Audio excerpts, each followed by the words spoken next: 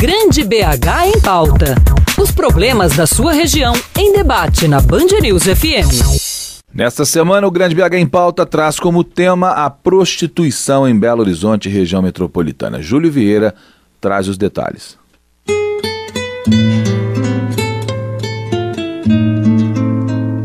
Meu nome é Júlio, eu vi seu anúncio na internet, tudo bem? Tudo jóia. Tudo jóia. É o seguinte, eu sou repórter aqui da Rádio Band News FM. A gente está produzindo uma série especial de reportagens sobre o trabalho de vocês. E eu tô ligando justamente para saber se você tem algum interesse em gravar comigo uma entrevista para falar sobre esse trabalho, para falar como que é o seu dia a dia, o seu cotidiano. Não, de jeito nenhum. Eu não quero não, obrigada. Tem algum motivo específico para você não? Não, eu não gosto muito de falar sobre essas coisas, né? Não, já me procuraram já uma vez, eu não quis não. Não dá não, amor. Eu prefiro não. Gravar comigo uma entrevista. Tem não. Porque eu não vejo necessidade de fazer uma reportagem. Ainda é cedo, amor. Mal começaste a conhecer a vida. Na grande maioria dos casos, mulheres que trabalham como profissionais do sexo preferem ficar no anonimato e são avessas a entrevistas, seja para esconder da família e dos amigos ou pelo próprio medo de sofrer o preconceito vindo da sociedade, que é evidente, elas escondem o rosto, a voz, o nome pessoal, que geralmente é trocado pelos chamados nomes de guerra. Somente aqui na região metropolitana de Belo Horizonte existem 80 mil garotas de programa, segundo estimativas da Aspromig, a Associação de Prostitutas de Minas Gerais. Embora seja uma das práticas mais antigas do mundo, a prostituição não é legalmente considerada uma profissão, embora todos saibam que ela existe e que o mercado de consumidores que a mantém é enorme. Nem mesmo a própria vice-presidente da associação que representa as profissionais do sexo em Minas, Laura Maria do Espírito Santo, acredita que um dia a luta para garantir a elas direitos como seguro-desemprego, plano de saúde e outros benefícios de um trabalhador de carteira assinada seja vencida. Então não tem como regularizar, porque a garota de programa, ela trabalha no hotel, ela entra cedo para trabalhar e as que não são daqui moram e dormem no hotel. E elas não ficam direto nos hotéis, elas vão para casa, que elas têm família.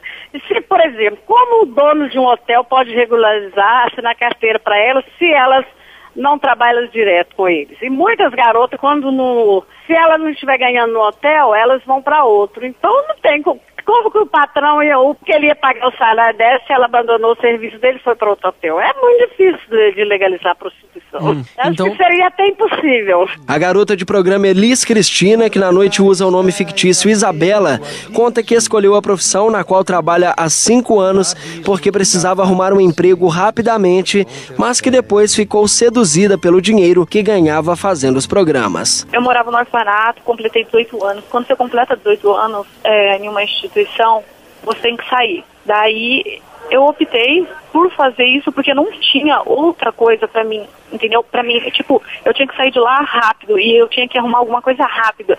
Então eu olhei no jornal, tinha um emprego lá e não me explicaram direito, tava assim, ganhe 3 mil por semana.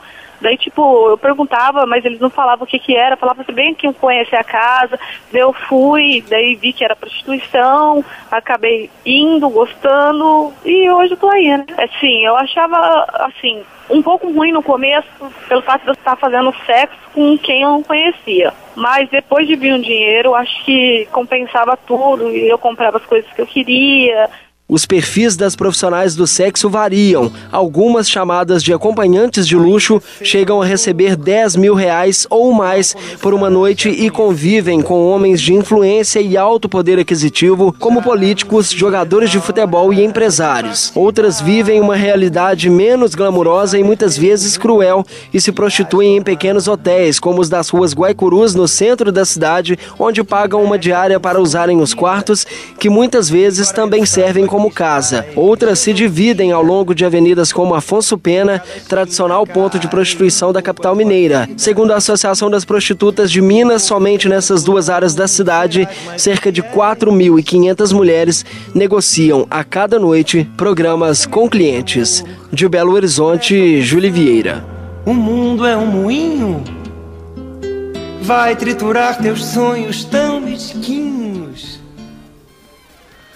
Muito bom, essa trilha sonora escolhida pelo Júlio tem uma razão de ser, né? A música O Mundo é um Moinho, do mestre espetacular Cartola, diz a lenda que foi feita, ele compôs essa música para uma filha dele que teria saído de casa para virar prostituta, né?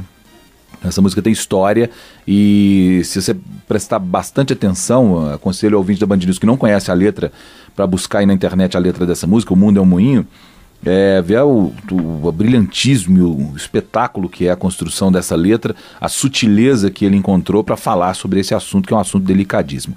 Apesar de ser uma ocupação presente em todas as cidades brasileiras, foi somente em 2002 que a prostituição foi incluída na Classificação Brasileira de Ocupações, que é o documento que reconhece, nomeia e codifica as ocupações existentes no mercado brasileiro.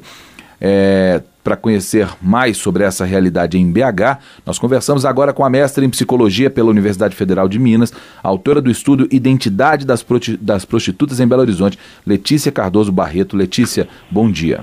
Bom dia, Stefano, tudo bem? Tudo bem, obrigado por atender aí a Band News FM.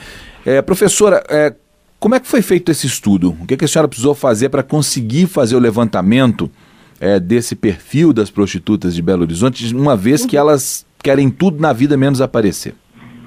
Bom, esse estudo foi feito, na verdade, ao longo de um grande processo, né, que começou quando eu ainda fazia estágio no GAPA e trabalhava auxiliando eles, né, fazendo distribuição de preservativo, reuniões, essas coisas. O GAPA, só para quem não conhece, o GAPA é o Grupo de Apoio aos Pacientes de AIDS, né? Grupo de Apoio e Prevenção à AIDS. Prevenção à AIDS, isso. Isso. E aí comecei fazendo esse estágio, que foi quando eu comecei a conhecer um pouco a realidade das prostitutas de BH. E aí depois, quando eu entrei no mestrado, aí eu fiz um longo acompanhamento com elas, tanto dentro da associação que elas tinham, quanto entrevistas, visitas aos hotéis. Foram a Afonso Pena, as boates, né, algumas boates. Uhum. Então, assim, eu fui ganhando um pouco a confiança delas também, né? Qual é o perfil majoritário entre as prostitutas de Belo Horizonte, professora? Elas são aquelas pessoas que foram empurradas para essa vida, ou a maioria delas procuraram a vida porque quiseram? O que a senhora deduziu desse estudo que foi feito? Eu deduzi que, na verdade, existe uma grande variedade, né? Assim, eu sempre gosto de comentar que para escolher qualquer tipo de profissão, a gente sempre tem um monte de fatores que determinam, né? Que vão desde a procura por dinheiro, os interesses, tudo isso, né? Isso vale para qualquer trabalho. E no caso delas é a mesma coisa. Algumas entram porque precisavam mais do dinheiro, outros porque se interessavam pela própria atividade do sexo. Uhum. Tem motivos bem variados, às vezes também uma soma deles, né? No geral, as prostitutas pensam em sair dessa vida? Olha, algumas pensam, mas muitas não pensam também, assim. Isso era uma coisa que quando eu comecei a minha pesquisa, eu achei que encontraria bem mais mulheres que querem sair da profissão, que querem largar tudo. Uhum. E, né, pensava muito em ajudar essas mulheres de alguma forma. E quando eu entrei em contato, eu percebi que, na verdade, é bem diferente. Tem muitas que gostam do que fazem, que se especializaram naquilo, fazem bem feito e não tem interesse nenhum em sair. Socialmente, como é a posição delas? A impressão que a gente tem é que, independente de ter sido incluído em classificação brasileira de ocupações, das pessoas já reconhecerem, até respeitarem mais, as prostitutas, garotas de programa, travestis, etc., ainda são pessoas que vivem muito à margem da sociedade, sem acesso a questões básicas, sociais, como até atendimento médico, que é uma das coisas que elas mais precisariam ter para a própria segurança dos seus, entre aspas, clientes, né? E que os governos, prefeituras, parece que não estão nem aí para isso, né? Não existe nenhuma movimentação no sentido de tentar regularizar a situação social dessas pessoas. A questão é que no Brasil continua sendo ilegal a maior parte das atividades vinculadas à prostituição, né? Fora o ato de se prostituir em si, o resto tudo é ilegal, desde a casa, o dono de casa, qualquer pessoa que facilita ou favorece a prostituição de alguma forma, seria criminalizado. Na realidade, o que a gente vê é que as cidades sabem onde existem essas áreas, todo mundo conhece os locais, mas também tem uma certa se ignora, né, a questão. Então, Letícia, é difícil de ter acesso a direito. Quem conversa com você agora é a jornalista Inácia Soares. A sua pesquisa também tentou identificar o perfil desse cliente? Eu foquei mais o trabalho nas mulheres mesmo, muito mais do que nos clientes. Até por uma dificuldade de abordar mesmo esses homens na região da Guaicurus, que foi onde eu fiz mais pesquisa. Muitos deles passam ali bem rápido, né? A gente fez um pouco essa dificuldade. Mas esses homens e mulheres e travestis que você entrevistou para sua pesquisa, eles chegaram a comentar se houve uma mudança de hábitos ou de perfil dessa clientela que eles atendem? Não falaram muito especificamente, não. A gente vê algumas mudanças, por exemplo, agora com a obra do BRT que está sendo realizada ali na Santos Dumont, então agora tem pontos de ônibus, né, bem em frente aos hotéis. Então, esse tipo de coisa a gente percebe que dá uma mudada, né? Porque hoje em dia as pessoas têm um pouco mais de medo de ir, por exemplo, mas não temos assim, informação sobre esse tipo de mudança, não. Letícia, a remuneração, sua pesquisa também tocou nessa remuneração? Tocou. A questão da remuneração é bem variada, porque varia tanto do lugar onde as mulheres trabalham, né? Como também do perfil da mulher, do perfil de cliente que ela atende, do investimento, né, que ela tem na ocupação. Então, tem algumas que trabalham o dia inteiro, tem outras que trabalham 3, 4 horas por dia. De que valores nós estamos falando? Olha, vai de assim, R$1.000 até 10 mil. Vai bem variado mesmo. Quer dizer, pode render um certo lucro aí comparativamente a outras profissões, né? Com certeza. Principalmente se a gente pensar que muitas dessas mulheres são pessoas que não têm outras formações, né? Então, comparando com as outras oportunidades de trabalho, é bem mais rentável, tem mais liberdade no trabalho, mais autonomia delas fazerem o que elas querem. Você é psicóloga, não é, professora? Isso. E do seu ponto de vista profissional, essas pessoas, as pessoas que trabalham na prostituição, que trabalham como garotas de programa, elas têm condições psicológicas de definirem, por exemplo, se elas vão continuar, se não vão por conta própria, dependem só de dinheiro. Quer dizer, elas são pessoas que se preparam psicologicamente para o que pode vir e para sair dessa vida caso seja necessário?